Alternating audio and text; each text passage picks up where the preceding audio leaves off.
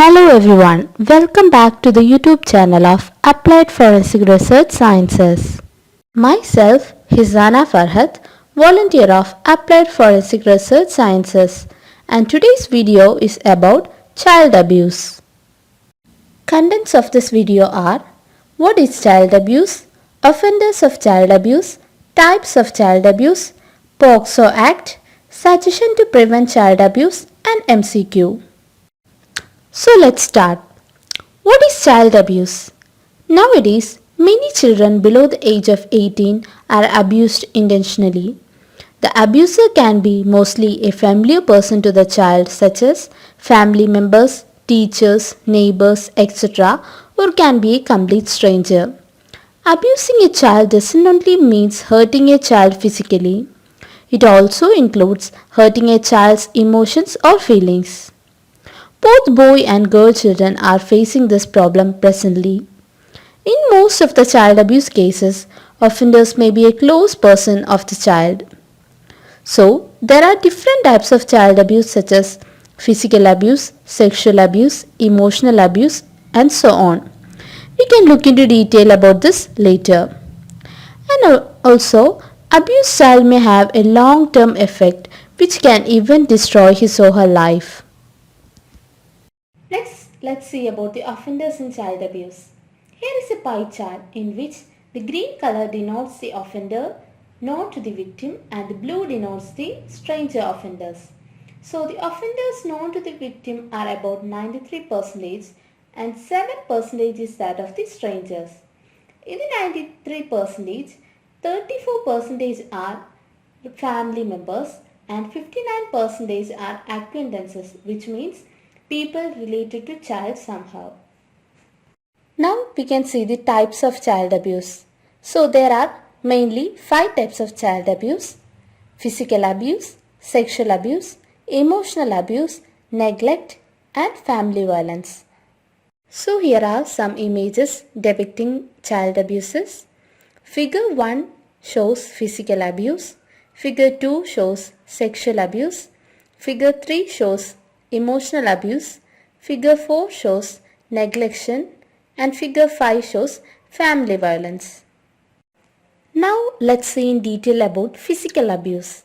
So physical abuse denotes hurting a child physically that cause any injury in child, and it is done intentionally to hurt the child. Physical abuse is the second most type of abuse reported in the world. Beating, punching, biting, burning with something, kicking, etc. are the activities which leads to the abuse and induce pain in children. By physically abusing a child, the child gets physically hurted, and sometimes it can cause an emotional storm or pain in children. Children are subjected to physical abuse either in home or school or can be in public. Most children are physically abused by parents or maybe caretakers.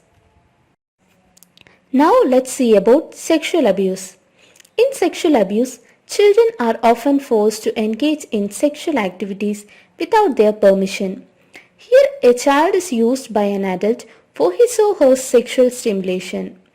Sexual abuse can be of 2 types: touching abusive behavior or non-touching abusive behavior. Touching abusive behavior, which includes caressing on private parts, which means stroking on the child's private parts, or forcing a child to stroke or caress the abuser's body part, and also penetrating the abuser's body part or any object into the child's body. Non-touching abusive behavior. It includes exposing oneself to a child or asking or threatening a child to expose his or her body to the abuser. Looking the child with a sexual attitude, taking photographs of the child by exposing body parts, or also showing any kind of sexual images or videos to the child. These are the non-touching abusive behaviors which leads to sexual abuse. The sexually abused children shows different feelings or shows a mood change in short time. They expose feelings such as anger, sadness, guilt, and most of them have a lonely feeling which leads to depression. The children may take a long time to heal the emotional pain, and also the abuse can lead to dangerous after effects in their adulthood also. In three-fourths of the cases, the abusers may be unexpected persons such as family members or any relatives. Thus, the children will be mentally exhausted by their cruel behavior and they may be confused with whom they are really safe. This creates an issue of trust and fear in child. In some cases, the abusers may threaten the child to not to say anything to anyone. Thus, it may be difficult for a child to handle it alone. Now let's see about POCSO Act. So everyone will be familiar with this act. The Protection of Children from Sexual Offences, that is POCSO Act. The POCSO Act was enacted in 2012. The Parliament of India passed this act on 22nd May 2012 and it came into force on 14th November 2012. This act protects children below the age of 18 from sexual assaults, harassment and pornography. This act is applicable for both boys and girls. That is, the POCSO Act is gender neutral. POCSO Act includes 9 chapters and 46 sections. The punishment under this act depends and varies upon the offence done. The speciality of this act is that even if the offender is a person of higher reputed position, he or she will be punished. The act was recently amended in the year 2019. In the amendment, the minimum imprisonment under this act was increased from 7 to 10 years. This act was developed as the IPC do not recognize that sexual assault can be committed on boys. This POCSO Act recognized boys also as the victims of sexual abuse. That's all about the POCSO Act. Let's see about emotional abuse. In emotional abuse, a child's feeling or emotions are hurt by the abuser by scolding, shouting at the child, criticizing unnecessarily, threatening about something, humiliating or by insulting the child.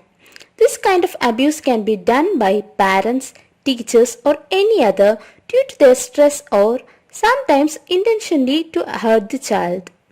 By emotionally abusing a child, a negative thought or feeling is injected on the child by the abuser, which will mentally affect the child. The abused child feels unhappy, frightened, or maybe depressed due to this abusing faced by the child. Next is neglect, which means avoiding. Here the child can be abandoned by the parents by not considering his or her needs. Neglect can be of two types, that is physical neglect and emotional neglect. Physical neglect includes abandoning a child by not providing necessary food, clothing, shelter or education to the child, or also by denying necessary medications. Emotional neglect includes neglecting a child by not giving sufficient care and love or by not providing guidance and support system. Last one is family violence. It is a domestic type of abusing. It occurs due to the violence happening within the family.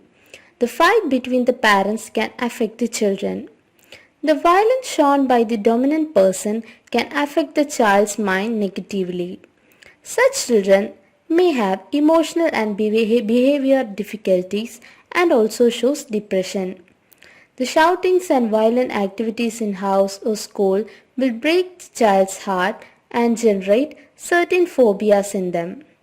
But the fact is that nobody knows this is a type of child abuse. So, by concluding, I am giving some suggestions to prevent child abuse.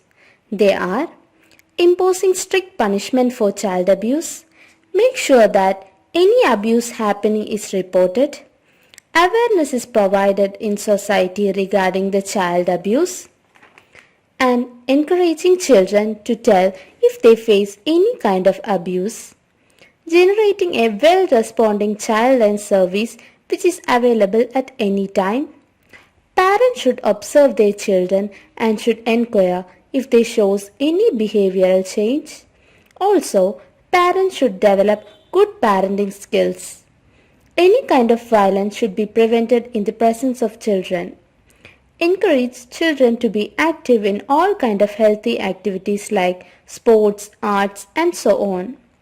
Parents with more than one child should treat all of them equally and should never show partiality. Always remember that children are our greatest treasure and they are our future, so never abuse them. Always protect them. Thank you for listening. Hope you liked the video. Please do like, share and subscribe. Thank you.